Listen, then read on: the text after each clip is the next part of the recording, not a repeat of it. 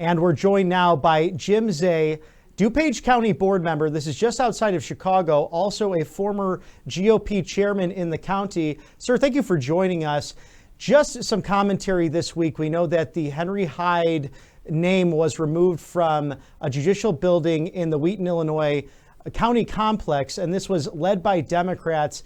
Please explain why this seemed to be a very unpopular decision.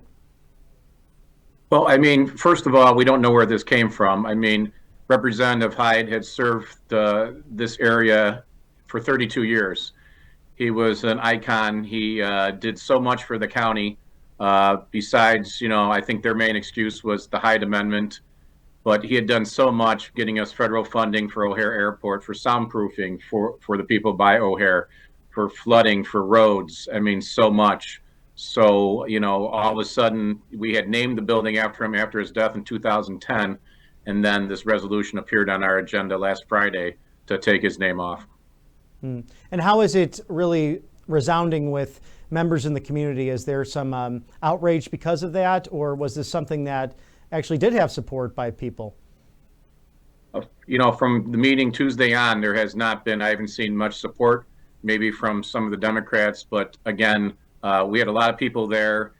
Besides taking his name off, they limited public comment. Our normal public comment is for 30 minutes. I moved to extend it to an hour because we had a lot of people there to speak, and it got voted down. So we had people that came, took days off of work, or took time out of their day to come down and give their support for keeping Congressman Hyde's name on the building, and they weren't allowed to even speak about it. Now, can you dive into the Hyde Amendment for those who might not know about it, if this is the reason they ended up doing it, or if it's simply because they don't care for President Trump's pro-life policies and wanted to somehow upend that from a local level? Just if you could share the history of the Hyde Amendment, I think it would be great for our viewers. Sure, and I think this is what spurred it on. President Trump signed an executive order on the 24th of January reinstating the Hyde Amendment, which the Hyde Amendment is no federal funding for abortions, but in the case of health of the mother and rape and incest. So President Biden had done it by executive order, stopping the Hyde Amendment. President Trump put it in. And again, if anybody knows Illinois, if anybody's concerned about abortions, Illinois is one of the most abortion-free states in the United States. I mean, we have people coming from Indiana, from Wisconsin, from Iowa, from Missouri, where they have much more harder laws on abortion. They're coming here to Illinois. So I think that was part of it. But our problem was Henry Hyde served for 32 years in Congress. They're taking one thing that he did. I mean, Congressman Hyde supported the Brady Bill. He supported President Clinton with the ban on assault weapons. He did things like Head Start. Even though he was against abortion, he said he supported many programs to help families, to have children, and to keep going. And I mean, for them just to take one area where Congressman Hyde was out of his 32-year career and use that as their basis to take it off is just, I said it's horrible. I mean, it just doesn't make any sense. It's very narrow-minded. And again, Congressman Hyde was very bipartisan. I mean, he worked with both sides of the aisle.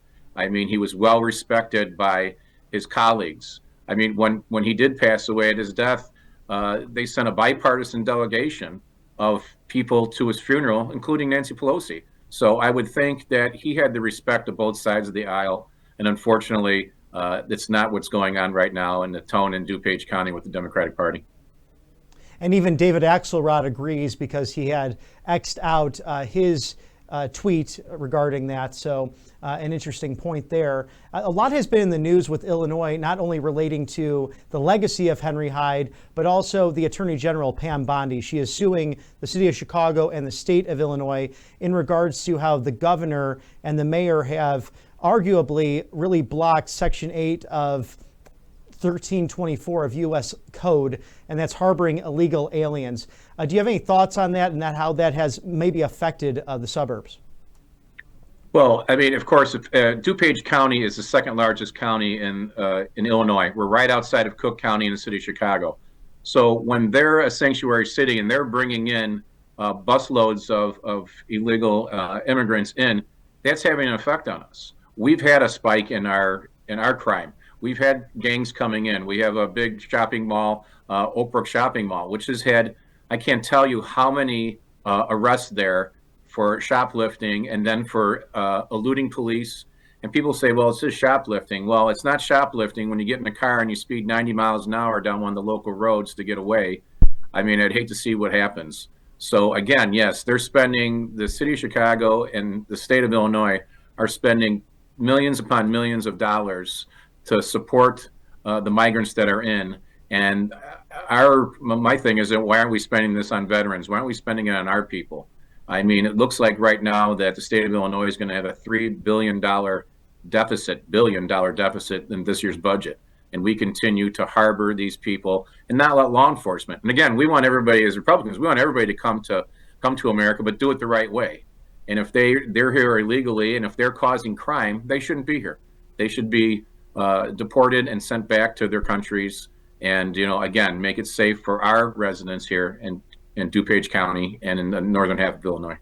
Is there any specific remedy from a local level that can combat illegal immigration? No. I mean, unfortunately, we are a very blue state. The state legislature and the executive offices are held by Democrats. So our best hope right now is President Trump and the Attorney General to go in there and stop these, again, to not handcuff our law enforcement. There's no reason why our law enforcement can't talk to ICE and Homeland Security and tell them that we have somebody that's, up for or being released from jail and that they're an illegal immigrant and that they should go. I mean, they're just handcuffing law enforcement, which I don't understand. I would think we want to keep our streets and our neighborhoods safe. And so much is happening culturally within Wheaton, Illinois, and the county itself, and even the state of Illinois. I mean, three big things happening this week.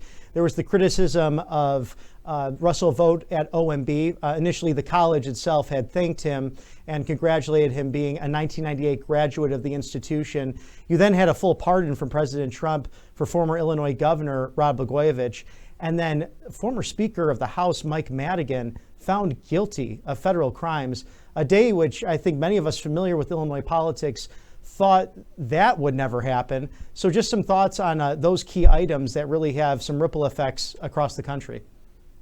Yeah, the Wheaton College thing kind of hits home. I grew up in DuPage County. I went to college. I went to Elmhurst College, which is, not far from Wheaton College. And again, aren't we there to promote our people, promote our alumni?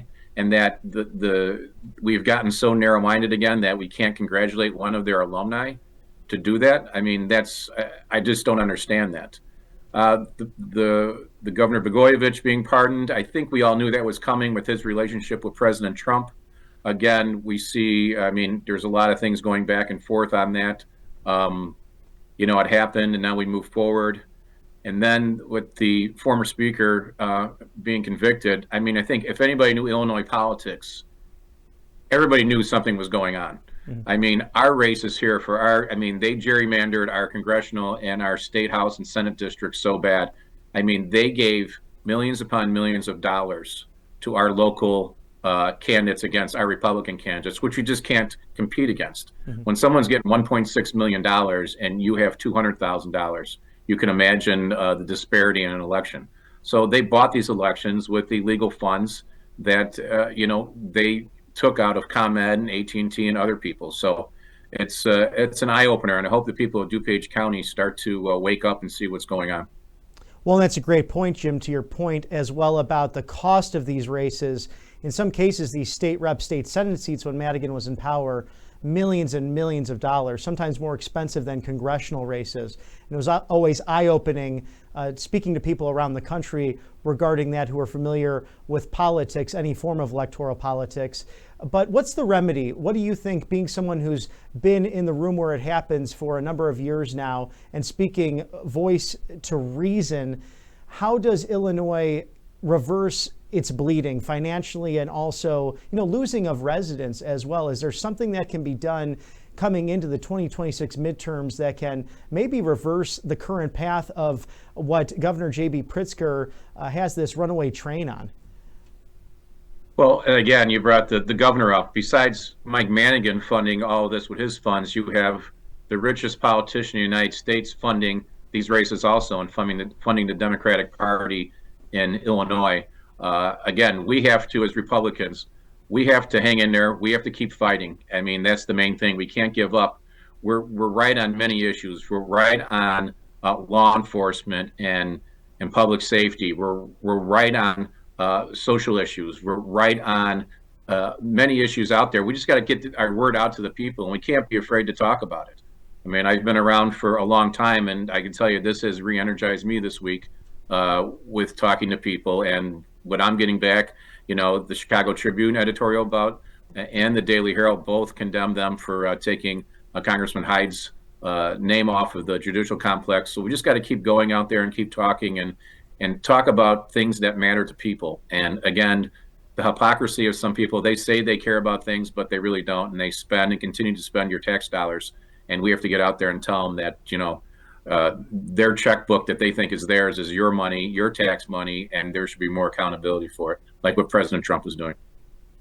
And we here at Right Side Broadcasting are right there with you, because this is a place, of course, near and dear to my heart, having grown up in Glen Ellen, Illinois, and once running for the Wheaton City Council. And I can remember Congressman Henry Hyde as a kid, as he would so selflessly give back to the community, and how he'd wave to everyone, inspire us coming into our classrooms, talking about how you can make a difference in your state, local, and federal government. Jim Zay, DuPage County Board Member from District 6. Thank you, sir, so much for joining us today, and we look forward to having you back on the network. Thank you so much. Take care.